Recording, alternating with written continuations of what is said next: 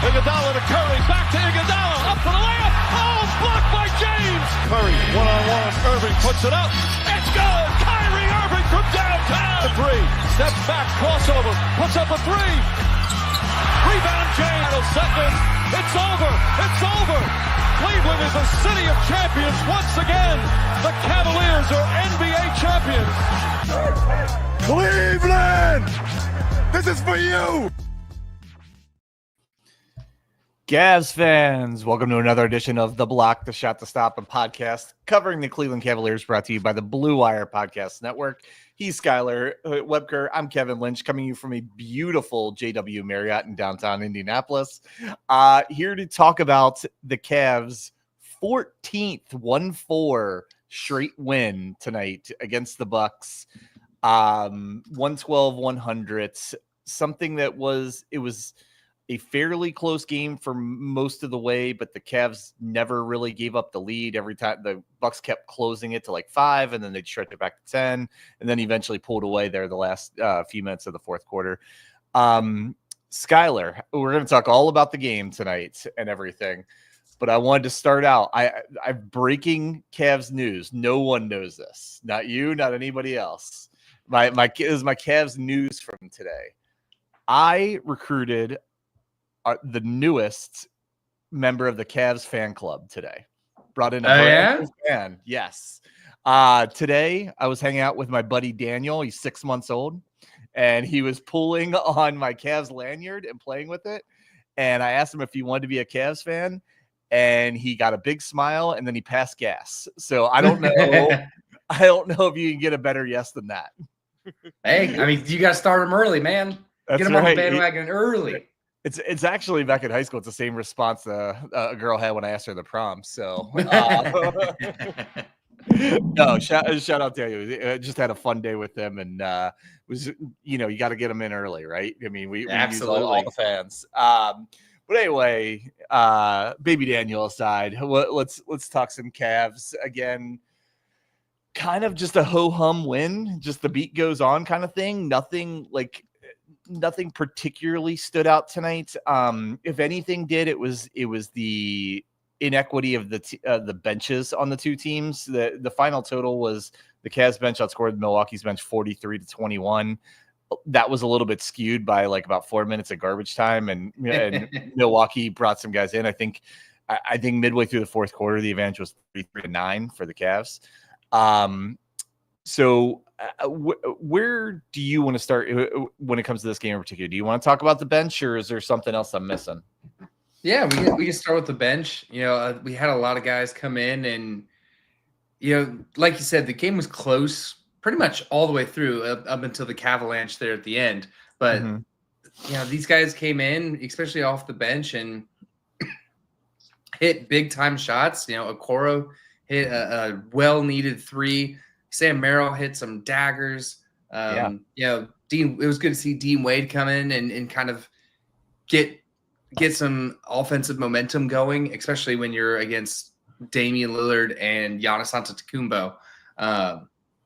So it's good to see those guys just come in and get some scoring, and particularly on nights that, two of our big four, core four, didn't really have it going. Kind of a poor shooting night for Darius Garland and Donovan Mitchell. Because both of them together, 4 for 13, 4 for 15. So, not great numbers for these guys at all. You could tell that they were feeling kind of frustrated. So it's great to see the bench mob come out and, contribute at a high level like that. I agree. And I think even more, I maybe could have phrased it better than just the bench. Really, I think the story of the game is the balance from the team, right? There's not many NBA games where you see a team win and their leading scorer scores 17 points.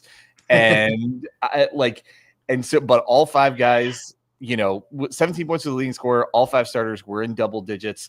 And then the bench had 43 points without having one guy in double digits, which speaks to just the balance and the length of the bench that the Cavs have, right? That they have so many different guys coming in, hitting a few shots here and there, kind of picking their spots to contribute. And I thought it was just a really, really good game or an enjoyable game to watch because you could see what separates Cleveland from Milwaukee. And it's not Milwaukee has two of the best players in the league. I will take nothing away from Giannis or Dame Lillard. They're both phenomenal, but they don't have the talent up and down the roster that the Cavs have. The Cavs can, kind of, match that or somewhat, limit Giannis and Dame as much as you can, or at least make it tough for them. I mean, they went 4-0 against Milwaukee this year. The previous two games, Dame had, I think, 41 and 36 in those two games, and the Cavs still won, right? So I like that. That was the best, or the thing that stood out the most from the night, and the most encouraging thing for Cavs fans is that you can see the difference with these two teams is the talent past the top 3 or 4 guys on the roster. Yeah, that's one thing that I don't know if blessing or curse or whatever it is, but with these games, a lot more games being nationally televised, we have to hear Stephen A. Smith and Kendrick Perkins a lot more. And I put the tweet out before the game, like the more I hear Kendrick Perkins talk, the less and less I like of Kendrick Perkins. Like he was just like, I'm going with the Bucks. It's a Bucks all the way. And even Stephen A. Smith has been a huge Cavs supporter this year. And he was saying, like, the Bucks have 2 guys. Yeah. Everybody outside of that is like the Cavs have 15 guys that can actually play. Yes. I don't even want to get into Stephen A. Smith there. I could go off on that. But the one thing I'll say about Perkins, I said this at the beginning of the year, and it still holds true. I don't think I said it on the podcast, but I said it to friends. I can't take you everything that's wrong with sports journalism and ESPN in particular these days is the fact that ESPN fired Zach Lowe and gave Kendrick Perkins a raise. That is the most glaring indictment of sports media that I've seen in a world of sports of them. I mean, Kendrick Perkins is just. He's terrible. It is terrible. And I don't understand it. Him aside. But it's funny you kind of say this, and we'll get back to the game in a second, but this is something I was thinking about earlier, is that, like, I was kind of like, what exactly do Cavs fans want? Because at the beginning of the year, it was all like, we're not getting enough national coverage. We're not getting all this kind of thing. Now it seems like they're on national TV like every other game, and we do get it. But now the downside is you have to listen to Kendrick Perkins and the ESPN podcast. Like the broadcast the other night, the one with Richard Jefferson and Mark Jones, they're phenomenal. I love them. Mm-hmm. But yeah, so I was kind of wondering that, like, especially as I was seeing some comments, I'm like, which way, what do we want as Cavs fans? Do we want to get all the praise and the acknowledgement that this Cavs team deserves? Or would we rather stay under the radar? Because this feels like I've seen kind of complaining when both have happened. I like the national broadcast teams, like the do the game call-in. I like that. It's the commentary teams, the post-game, halftime, those teams that, like, I don't want to hear. I don't want to hear. I totally get it, but that's part of the package, right? Like, if they're going to do commentary on the game they're broadcasting, right? Whatever it is, and sometimes maybe you get lucky and it's like TNT and those guys, or maybe it's Stephen A. Smith and Kendrick Perkins. So yeah, no, that's all a part of it. I was kind of thinking, like, I would rather. Let's go back to being underappreciated and off national TV and just kind of like keep to ourselves until playoffs. Hey, I'm fine. I'm fine with John and Brad Daugherty for 82 games, man. Yeah, you and me both. By the way, I was in the car, so I listened to the first half on the radio. I think it was the first time I listened at least to a significant portion of the game and enjoyed the broadcasting. I apologize. I don't know the play-by-play guy's name, but Jim Jones, the color guy, he's hilarious. Very much like Austin Carr, actually. I would say they're 2 peas in a pod. So I actually enjoy listening to a game kind of on the radio broadcast for the first time. I enjoyed that this evening. So there is a couple of guys that we should highlight from tonight. Max Strus and Sam Merrill debating who I want to go with first. Let's go with Sam first, because I kind of saw a stat in passing, so I looked it up and got a little bit more specific. In this 14, so setting it up, Sam Merrill, we said we think he's a very valuable player. His biggest asset is his 3-point shooting, but he was having a little bit of an underwhelming 3-point shooting year, at least for for a good portion of the season. This 14-game winning streak, Sam Merrill is shooting 50% from three on almost 5 attempts a game. Yes. And so he has completely kind of shifted his stats for the year in just this last, 3-4 weeks to where now he's up to 37% before tonight on threes, which is an above average clip and climbing. So, and that's good to see because I think that is the asset that people think of him for the most, and maybe his best one, but I actually think he's a little bit underrated as an overall player. He's a really tough defender, not the best defender in the world, but a very tough one, gives great effort, seems to just make a lot of winning plays, a lot of loose balls, set a good screen, things like that, along with obviously hitting a timely shot. And yeah, I think he's been a really solid contributor all year, but it's really kind of ticked up here the last few weeks.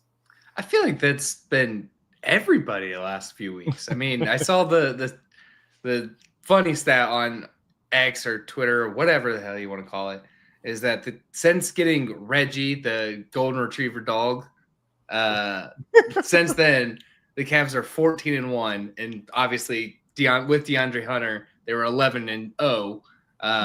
Now it's 12-0, 15-1. I mean, those got to be the best additions to the team, man. I think just adding that dog is making everybody play better. You don't have to convince me. I mean, I've yet to been in a situation where a dog made it worse. So yeah, exactly.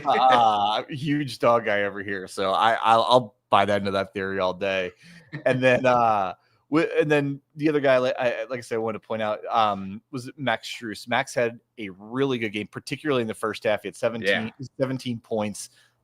All or almost all of them coming in the first half. I don't remember, but it was quite a bit. He also led the team in rebounds with 9. Contributed a couple assists, a steal, and just had it overall maybe like a kind of MVP of the game type game. And Max had kind of had a few underwhelming games lately to where we actually talked about on recent podcasts about his minutes being a little bit reduced. He wasn't in the closing lineup on Friday nights. So good, really good to see him kind of get back on track. And it's amazing. Like every time slumps don't last on this team. Like it's like literally they had 1 3-game losing streak but they've had what is it now? 41 games worth of winning streaks between 3 winning streaks and guys on the team. Yeah. I mean, I was kind of going back and forth with comments over the weekend when I was bored about guys. Some people one guy in particular wasn't very high on Dean Wade. And I said, you have to dig into the number. They're really down on Dean Wade because of his free throw percentage. I'm like, Dean Wade has shot 25 free throws all year in 63 games. It's not yes, we want to shoot a better percentage, but it's not impactful in any way because he's only shot so few. And his numbers overall the year are maybe a little bit lower than you would have liked, but he's actually in spurts has done really well. And he just contributes in so many kind of non-statistical ways on the defensive end, on hustle plays, on just being in the right place, setting good screens, he's great at swinging the ball, underrated passer. So all that's to say, and just using Dean as an example and Max and Sam previously, this team everybody finds their time to contribute. And even if it doesn't happen for a few games at a time, it always comes back around and they get another opportunity and often cash in on that opportunity. Yeah. And to hit on your Dean Wade point, he led all players on the floor tonight in plus minus. Yeah. His box score isn't stellar, 9 points, 3 rebounds, 1 assist, 1 steal, but he's guarding Giannis or getting switched onto Giannis most of the time. And so for a guy to kind of battle injury through the year, come back and still produce and still, affect the game in such a positive manner that he always does. I mean, when he's on the floor, he is Mr. Consistent. Absolutely. Like the amazing thing is, so I was going to bring this up later, but I'll bring it up now. So Tim alluded to it on Friday night when it was him and I. Ty Jerome was on Ryan Russillo's podcast on Friday. I don't know if you got a chance to listen, Skylar, but I did.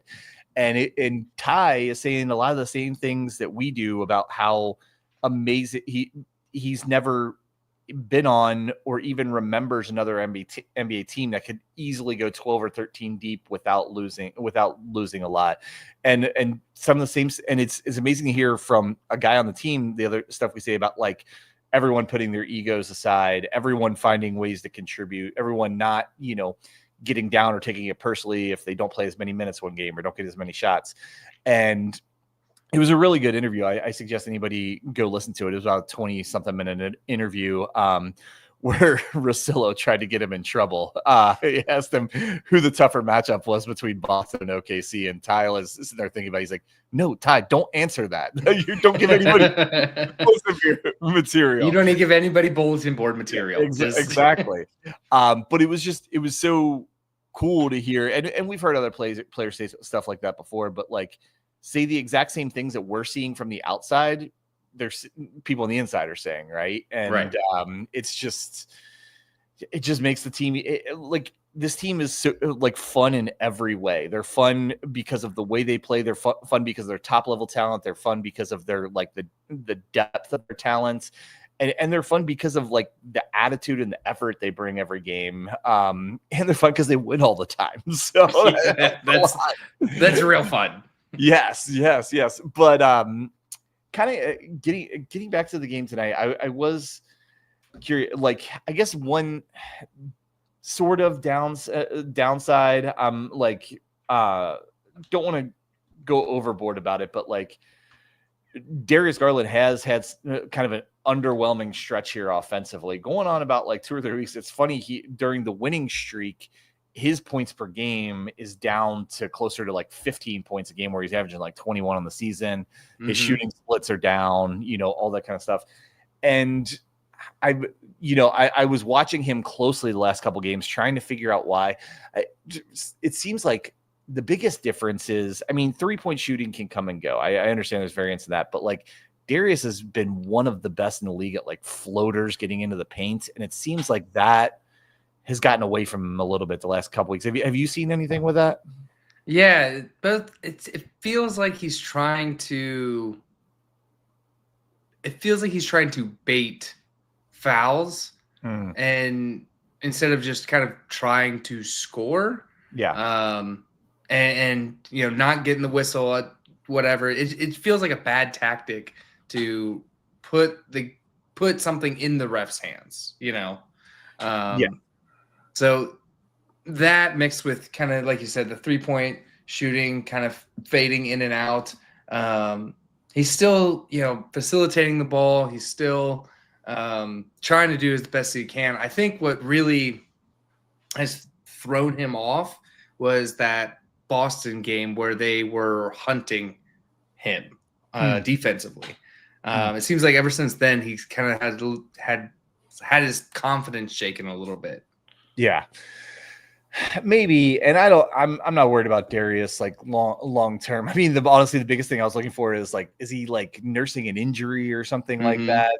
Especially with Darius, because he has some issues in the past, particularly getting hit in the face. He leads the league in shots above the head. Yeah, and so I was just kind of looking at that, and I think it could be an anomaly. Like, he's still contributing in a lot of ways. He's still high level playmaker and assists and all of those things. And so not worried about it. It's just something kind of keep an eye on. And my guess is it'll come back around probably in the near future. But again, I honestly, I'm going to talk about a couple things that are like, they're negatives, but they lead up to a positive. And particularly like tonight was another bad shooting night. They were 39 of 88, about like 43% from the floor.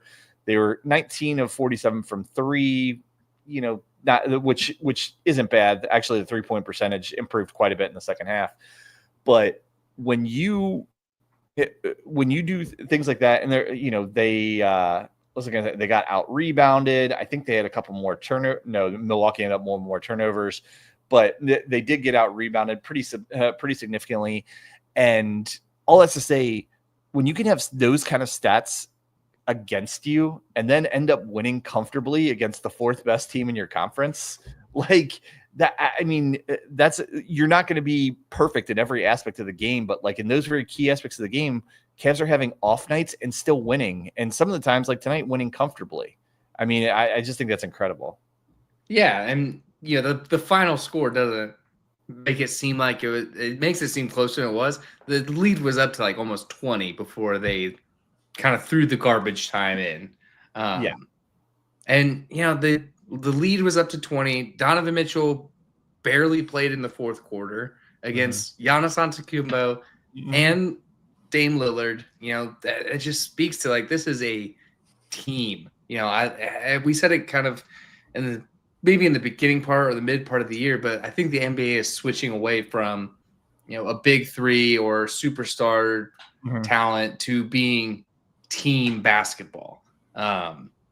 You look at Boston; they're headlined by Jason Tatum and Jaylen Brown, but they are a team basketball. You look at the Thunder; they're headlined by Shai Gilgeous-Alexander, but the team, like they are team basketball.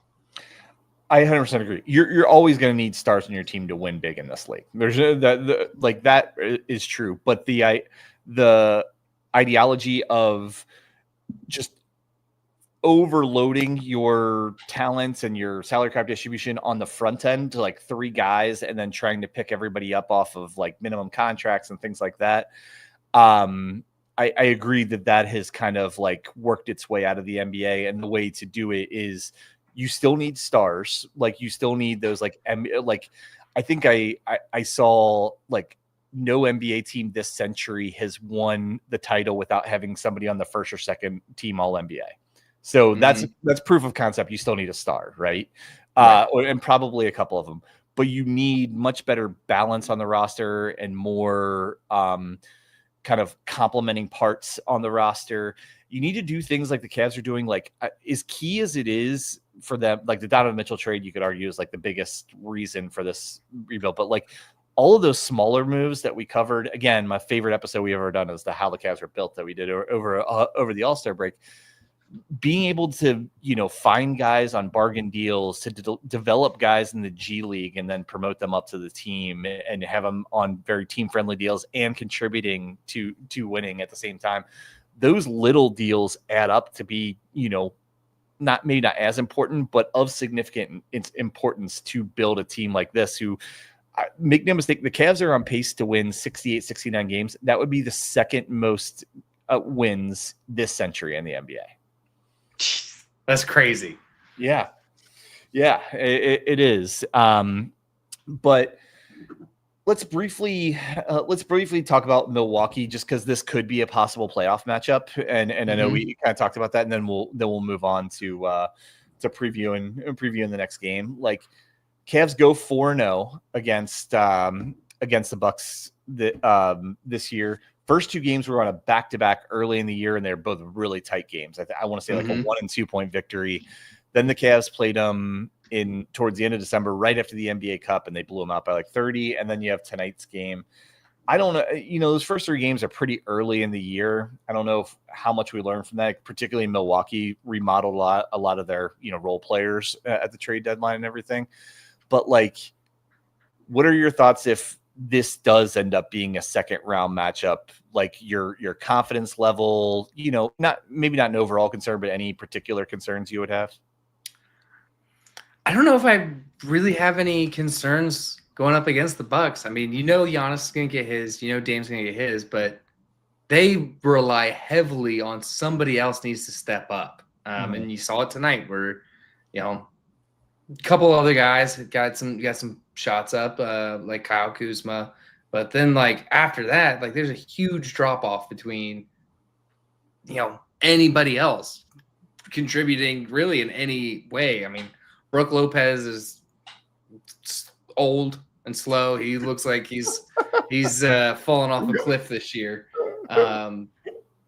I just love that you didn't even try and like massage that at all.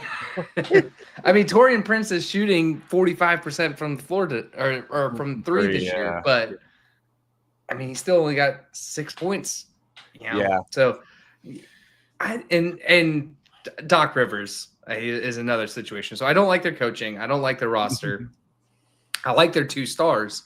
And the most so there are very few things that like fire me up, but like watching Giannis take free throws, I mean, good Lord, it fired like, come on, guy, just put it up there. Why was it 14 seconds for you to just figure out if you're going to shoot it or not? It's a free throw. It's just because I love zagging so much. Like I've gotten to the point where I kind of like it, just because it makes everyone else so mad. I'm like, see how long you can go before they call you for it. No, I get it. It's like I think I'm mostly with you. I'm not like super concerned. I would say my only real concern, other than something happening to the Cavs, assuming the Cavs are fully healthy and going like they are now and have been for the whole season. Obviously my first concern would be any Cavs injuries, that kind of thing. But like, other than that, it would be to just kind of do what they did tonight and make sure Milwaukee like doesn't like shoot incredibly well from 3. That's one thing they can do well if you give them the opportunities. You mentioned Torian Prince. AJ Green is a very good 3-point shooter. Dame, so their 3-point variance can be a thing in the NBA, that if a team makes, 7 to 10 more threes than the other team, they have a very, very good shot of winning. So that would be the only thing. I like, keep the Cavs healthy and how they are, being far and away the number 1, but number 2, just kind of do what you've done the last 2 times against them and make sure you limit the open threes. Like I would almost like let Evan and JA guard Giannis, knowing he's going to get his without like coming off of him or doubling him and coming off of other guys and letting them get in a rhythm from the 3-point line. Yeah, and they said it on the broadcast. They get a lot of threes up and they can hit them, but they have nobody to defend threes on. That's not Damian Lillard's game. That's not Kyle Kuzma's game. That's not Giannis's game. That's definitely not Brooke Lopez's game. They don't have a lot of guys that can defend a 3-point shot. And the Cavs are the best in the league in 3-point percentages. Yeah, the Cavs have a lot of advantageous matchups against Milwaukee, to be honest. Like, other than Giannis, who is one of the best defenders in the world, I don't think they have many other high-level defenders on that team. Brooke Lopez was, but as you just said, he's just old. He's just old. I don't think super highly of any of their like kind of wings or guards defensively. I think the Cavs can, tonight aside, I know Mitchell and Garland didn't have good games, but between them, Ty Jerome, I think they could really take advantage of a lot of matchups on the offensive ends with Milwaukee. And so, yeah, if this matchup does come to fruition in the playoffs, I would be pretty confident. There'll always be like a 5% nervous. Anytime you go against one of the top 3 players in the world, I'm going to be 5% nervous. But I think other than that, I think I would be pretty confident. Yeah. So, I mean, this isn't the matchup that I'd be worried about. They don't have the guys that long, athletic wings. They have Giannis, who's athletic, super athletic. I mean, he plays bully ball. So other than that, like, they don't really have anything that makes you worried as far as a matchup or roster construction. You have any thought? I mean, quick answer. We won't go into this too much, but like, do you think the Cavs match up better or worse against either the Bucks or the Pacers? Because those would most likely be one of those 2 would be their second round opponent. Probably the Pacers. Pacers have played with some pace, and I think we talked about it the last time that they played the Pacers, that Miles Turner just gives Jared Allen fits. He's that mold of a young athletic stretch 5. Mhm. So that mixed with Tyrese Halliburton kind of getting his season back to where what's out of expectations from him. I would not want the Pacers if we matched up.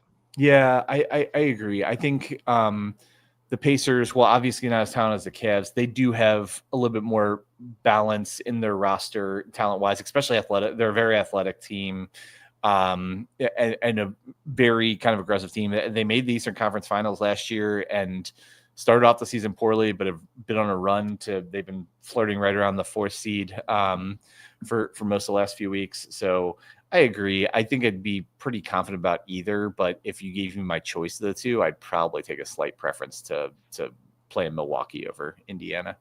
Alrighty. Well, before we get out of here, we can do a very quick preview because it doesn't need a long preview of the next game. Tuesday night, the Cavs play the Nets back in Cleveland. The Nets have gone into full-on tank mode now. Well, they were flirting with getting into the play-in. They've now lost 7 straight. They're streaking the other way. So any real thoughts on the Nets or anything we should watch? Plus, they actually are playing the Lakers tomorrow night, so they'll be on the back end of a back-to-back. I mean, really couldn't ask for a better setup than that to play the Nets the way they're playing right now on the second night of a back-to-back. Leave the game healthy. That's it. I mean, the matchup predictor on ESPN, 8.4% for the Nets, 91.6 Cavs. Yeah. And also say, and we learned Friday night in that game against the Hornets, like things can happen. The Cavs can be off like they were Friday nights, and the other team could, hit a bunch of threes or if one guy goes nuts the way that Bridges did on Friday night for the Hornets. So I never just count a victory before it happens, but this is about as advantageous of a spot to extend the win streak to 15, and then they have a much tougher game Friday night against the Grizzlies, which we'll preview on Tuesday night. All right, Skylar, anything else before we get out of here?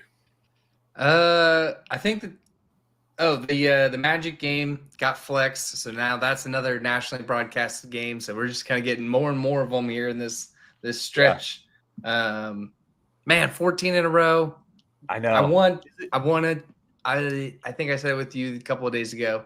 I want to beat the season or preseason win count or whatever projection just in win streaks. That would be wild. Wild that we just previewed the 14th straight win, a double-digit win against a good team, and we barely talked about any of the big four. That's how good this Cavs team is now, that they can win double digits against good teams on a long win streak and not even get huge contributions from the big four that we really feel like we have to break it down after the game.